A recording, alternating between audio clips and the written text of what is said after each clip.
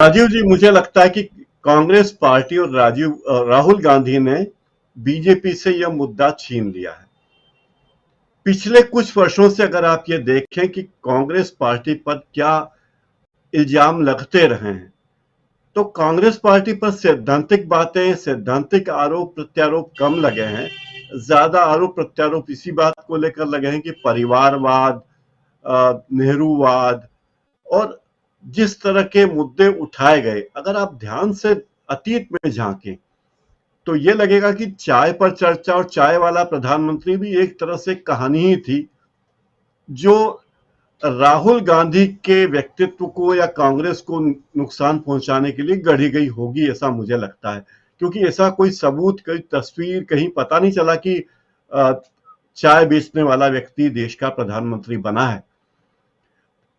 उस वक्त शायद बीजेपी के थिंक टैंक वालों को यह लगता होगा कि ये सरकार, अगर राहुल गांधी या गांधी परिवार को डिफेम करना है तो बहुत अच्छा तरीका हम ये कहें कि परिवारवाद परिवारवाद परिवारवाद और परिवारवाद की बातें करें।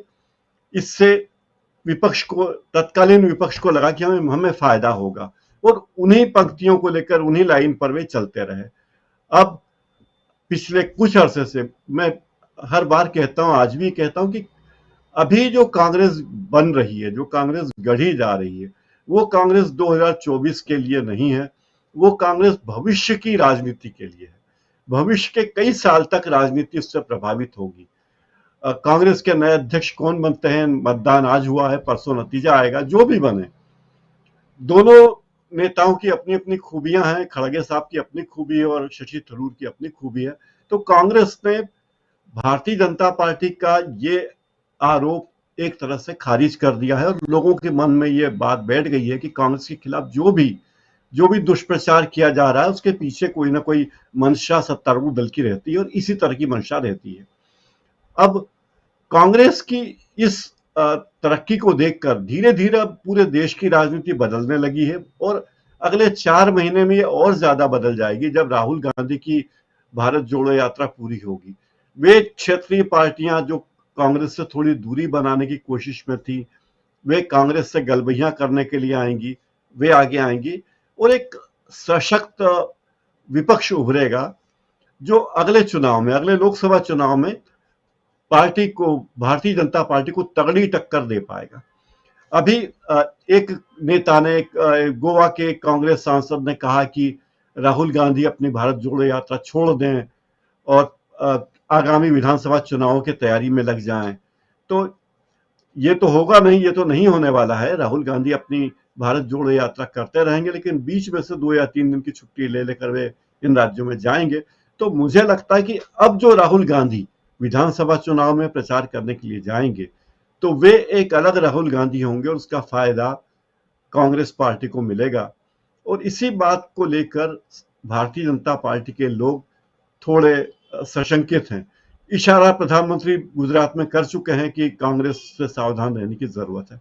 तो मुझे लगता है भारत की राजनीति एक अच्छे मोड़ की ओर बढ़ रही है, जहां पिछले कुछ वर्षों में भारत की राजनीति गलत मोड़ों पर पहुंच गई थी।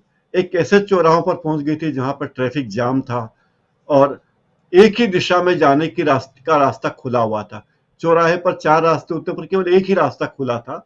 तो वो दूसरे रास्ते भी खुलने वाले हैं और अपेक्षा यह है कि अब न केवल कांग्रेस की राजनीति बदलेगी बल्कि पूरे देश की राजनीति बदलेगी और ज्यादा लोकतांत्रिकरण होगा। क्योंकि कांग्रेस में अभी भी आरोप लगेगा कि देखिए रिमोट कंट्रोल है, क्योंकि दरअसल रिमोट कंट्रोल का जितना अनुभव भारतीय जनता पार्टी को है उतना तो कांग्रेस के नेताओं को रहा नहीं। कांग्रेस के नेता आजादी के पहले भी अध्यक्ष के चुनाव होते थे बाकायदा। यहां तक कि महात्मा गांधी के विरुद्ध भी उम्मीदवार खड़े होते थे, जीतते भी थे। बाद में भी ऐसा होता रहा। तो जितना अनुभव रिमोट कंट्रोल से चलने का भारतीय जनता पार्टी को, इतना किसी पार्टी को नहीं है। तो उन्हें इस तरह के आरोप प्रत्यारोप लगाने का हक पूरा है, क्योंकि उन्हें इस बात का अनुभव है। देखिए, उम्मीदें तो बहुत पहले से भी रही हैं और कांग्रेस के खिलाफ वोट देकर जो उम्मीदें थी, वे उम्मीदें अब लोगों को दिख रहा है कि कहां पहुंची है। तो अब लोगों को लग रहा है कि शायद उनसे गलती हुई है और एक बार जब वे इस चक्र में फंस गए हैं, क्योंकि यहाँ सत्ता के साथ केवल सत्ता नहीं है, सत्ता के साथ एक बड़ा औद्योगिक घरानों का पूरा समूह है, विदेशी शक्तियां भी है, बहुत सारे तत्व हैं। लेकिन राहुल की यात्रा से एक चीज जरूर लगती है कि जो नए मतदाता जुड़ रहे हैं, जो युवा वर्ग जुड़ रहा है, जो किशोर और बच्चे जुड़ रहे हैं, ये ज्यादा उम्मीद जगाते हैं बजाय पुराने नेताओं के।